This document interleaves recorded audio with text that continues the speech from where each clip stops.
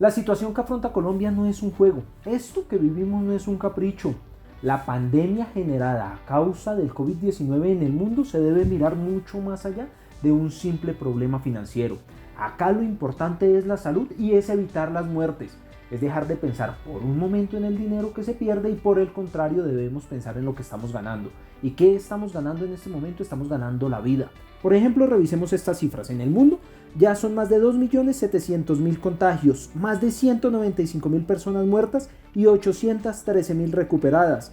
Por ejemplo, miremos el espejo de España, Italia o Estados Unidos, unos países que tienen unos desarrollos económicos enormes, infraestructura hospitalaria avanzada y con toda la tecnología, pero a pesar de ello concentran en este momento el mayor número de muertes y de contagios en todos sus hospitales porque colapsaron. Los pacientes están muriendo. ¿Por qué? Por eso, por la falta de atención. Nosotros, por ejemplo, acá en Colombia debemos aprender de eso.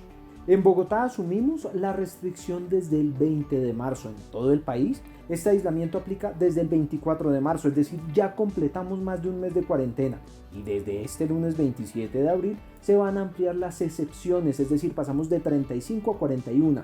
Entre ellas se destacan, por ejemplo, las obras de construcción de las edificaciones, la manufactura, los juegos de suerte y de azar, asimismo las actividades físicas individuales, los parqueaderos públicos y hasta los parqueaderos para las bicicletas. Pensemos en esto. Si con menos restricciones muchos salieron sin motivo alguno a las calles, ¿cómo vamos a estar con el solo gremio de la construcción? Serían cerca de 1 millón de personas en las calles. Así no va a funcionar ninguna restricción y tendremos mucho más riesgo de contagio y sobre todo, lo más crítico, mucho más riesgo de muertes. La otra cara de la moneda son las autoridades. Son ellas quienes deben garantizar que se cumpla con el aislamiento, ¿no?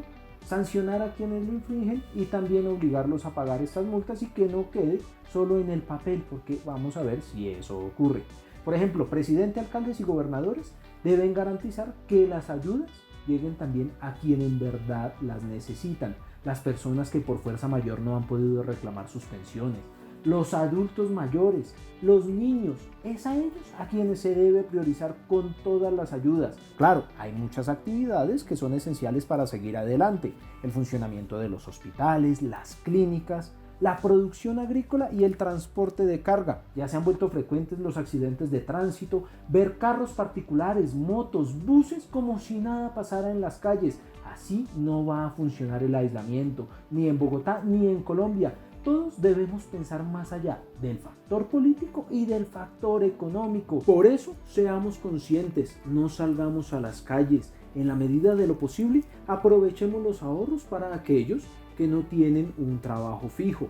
Los que tengamos la posibilidad, por ejemplo, de cumplir funciones desde la casa, hagámoslo. No salgamos por todo. Debemos entender las siguientes cifras. Entender el riesgo que se genera por el nuevo coronavirus, porque según el más reciente informe del Ministerio de Salud, ya son 5.142 los contagios en el país. Las muertes ascendieron a 233 y el número de recuperados llegó a 1.067. No esperemos que esto siga avanzando. No esperemos a que los muertos aumenten por el colapso de los hospitales para tomar nuevas medidas. Aquí debemos pensar en todo lo que estamos salvando al estar en la casa, al estar en este aislamiento y reducir al máximo el contacto con los demás. Pensemos que todos sumamos para reducir el riesgo. Por eso la invitación es a que nos quedemos en la casa.